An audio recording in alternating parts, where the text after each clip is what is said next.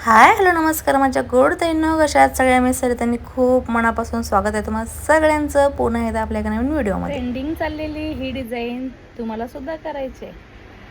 Front साईडला cut work plus ही काठाची साडीच्या काठाची जी design आहे ती विथ प्रिन्सेस कट। चला मग स्टार्ट। आता या गळ्यासाठी आपण जो फ्रंट पार्टला गळा आखतो त्यासाठी बघा शोल्डर इथे 6.5 इंच घेतलेले आहे। 36 साईजचा हा ब्लाऊज आहे आणि इथे हा खालच्या साईडचा गळा रुंदी आपण 4.5 इंच घेणार आहोत।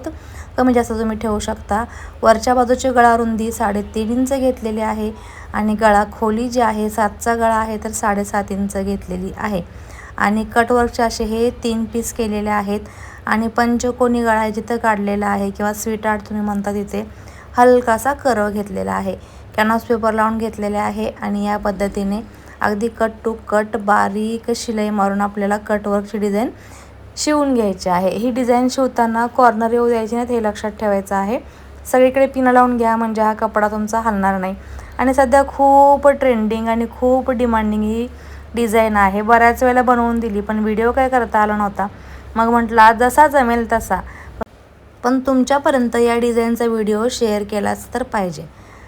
तर या पद्धतीने इथे बघा शिवून घेतलेला आहे आणि फ्रंट हुक आहे त्या ब्लाऊजला, त्याच्यामुळे डिझाईनचे 2 पार्ट झालेले आहेत। म्हणजे पुढच्या साईडचे बॅक हुक असतील तर ही डिझाईन तुम्हाला सेंटरला कट करायची गरज लागणार नाही। फ्रंट आहे तो पॅकच राहील। आता जेवढं आपण मार्जिन ठेवलेलं आहे 5 इंचाचं कॅनव्हासवरती तेवढंच आपल्याला हे कटवर्क आहे या डिझाईनमध्ये कटिंग करून घ्यायचं आहे। कटिंग करून घेतल्यानंतर सेंटरला अगदी नाजूक असे नॉच मारायचे आहेत जेणेकरून प्रॉपर हे व्यवस्थित पलटं व्हावं आणि त्याचे कॉर्नरसुद्धा नीट बाहेर निघावे। तर या पद्धतीने गळा तयार केल्यानंतर जी बॉर्डर आहे ती कमरेला पाठीमागच्या न लावता स्लीव्जला आणि इथे लावायची आहे। तर ही बॉर्डर निम्मी कट केलेली आहे। जेवढी तुम्हाला हवी आहे तेवढ्या रुंदीनुसार तुम्ही इथे ही बॉर्डर ॲडजस्ट करायची आहे। शोल्डरपासून गळ्याच्या लेवलला आपल्याला ही बॉर्डर पूर्ण इथपर्यंत लावायची आहे। आपला जो प्रिन्सेस कटचा जॉईंटचा पीस आहे तिथपर्यंत। एक्स्ट्राची बॉर्डर थोडीशी राहिलेली मी कट करून टाकली आणि पुन्हा प्रॉपर आपल्याला इथे शिलाई मारून घ्यायची आहे। गळ्यापासून खाली हलकासा कर्व द्यायचा आहे आणि पुन्हा राहिलेली बॉर्डर पलटवू शकता किंवा कटिंग करून थोडीशीही कमी करू शकता, कारण जास्त बॉर्डरचं मार्जिंग असेल तर तिथे फुगा येतो।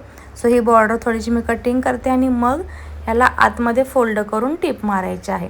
म्हणजे फिनिशिंगसुद्धा व्यवस्थित दिसतं आणि आपलं काम जे आहे ते सुरेख होतं आणि जास्त फुगीरपणा आहे किंवा उभार आहे तो या बॉर्डरच्या आतमध्ये एक्स्ट्रा कपडा राहिल्यामुळे येणार नाही। सो इथे मोरांची डिझाईन जी आहे ती रुंद आहे त्याच्यामुळे मी इथे 1.5 इंच ते 1.25 इंचची बॉर्डर घेतली आहे, तशी क्लायंटची डिमांड होती। सो या पद्धतीने तुम्हाला ही बॉर्डर इथे व्यवस्थित सेट करून घ्यायची आहे।